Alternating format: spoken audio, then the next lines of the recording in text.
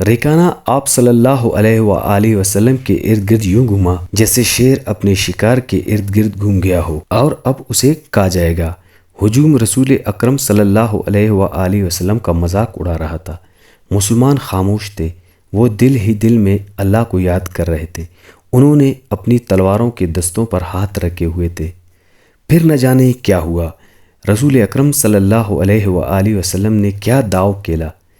ابن الاسیر لکھتا ہے کہ آپ صلی اللہ علیہ وآلہ وسلم نے ریکانہ کو اٹھا کر زمین پر پٹخ دیا۔ ریکانہ زخمی شیر کی طرح اٹھا اور غرا کر آپ صلی اللہ علیہ وسلم پر حملہ آور ہوا۔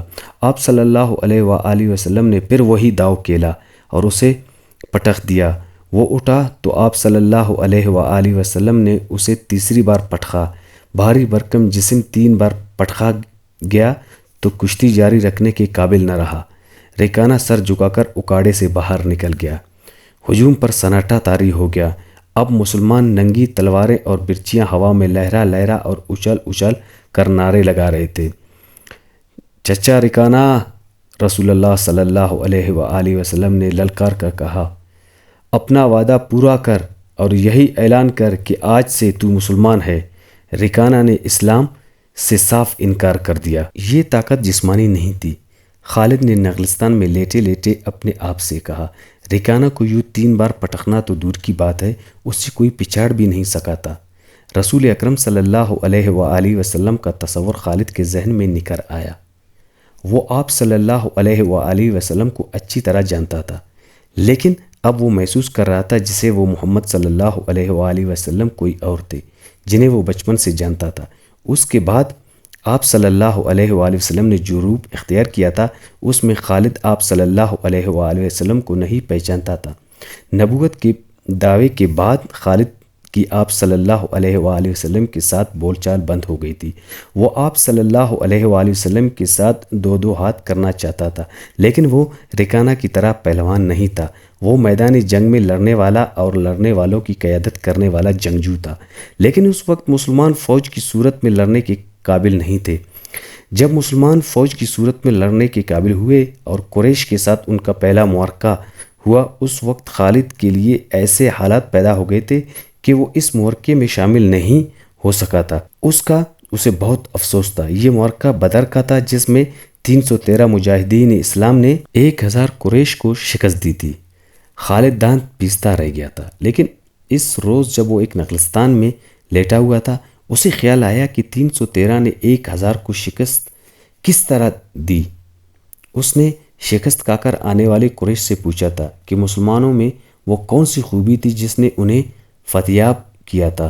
خالد اٹھ بیٹھا اور انگلی سے ریت پر بدر کے میدان کی خدوخال بنا کر قریش اور مسلمان کی پوزیشنیں اور معرکے کے دوران دونوں کی چالوں کی لکیریں بنانے لگا۔ باپ نے اسے فن حرب و ضرب کا ماہر بنا دیا تھا۔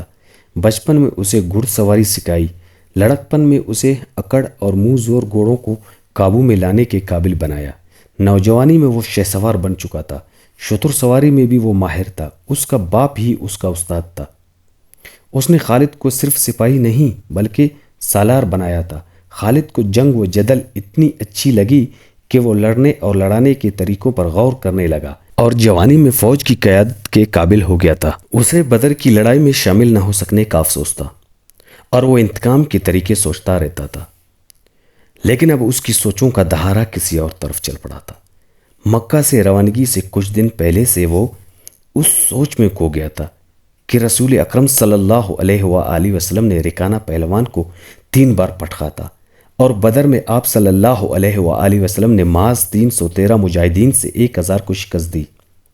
یہ کوئی اور ہی قوت تھی، لیکن بدر کے معرکے کے بعد اس کے دل میں مسلمانوں کے خلاف انتقام کی آگ سلگ رہی تھی۔ مسلمان معرکہ بدر میں قریش کے بہت سے آدمیوں کو قیدی بنا کر لے گئے تھے۔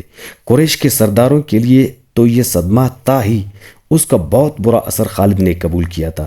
اسے یاد تھا کہ جب بدر کا معرکہ لڑا جا رہا تھا تو مکہ میں کوئی خبر نہیں پہنچ رہی تھی کہ معرکے کا انجام کیا ہوا۔ مکہ کے لوگ بدر کے سمیت دیکھتے رہتے تھے کہ ادھر سے کوئی سوار دوڑ آئے گا اور فتح کی خبر سنائے گا۔ آخر ایک روز ایک شتر سوار آتا نظر آیا۔ لوگ اس کی طرف دوڑ پڑے۔ سوار نے عرب کے رواج کے مطابق اپنا کرتا پاڑ دیا تھا اور وہ روتا آ رہا تھا۔ بری خبر لانے والے قاصد ایسے ہی کیا کرتے تھے۔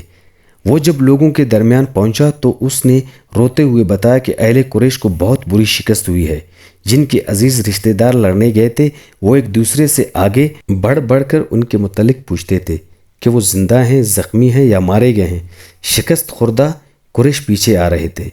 مارے جانے والوں میں 17 افراد خالد کے قبیلے بنو مخزوم کے تھے اور ان سب کے ساتھ خالد کا خون کا بڑا قریبی رشتہ تھا۔ ابو جہل بھی مارا گیا تھا۔ خالد کا بھائی جس کا نام ولید تھا جنگی قیدی ہو گیا تھا۔ ابو سفیان جو قریش کے سرداروں کا سردار تھا اور اس کی بیوی ہند بھی موجود تھی۔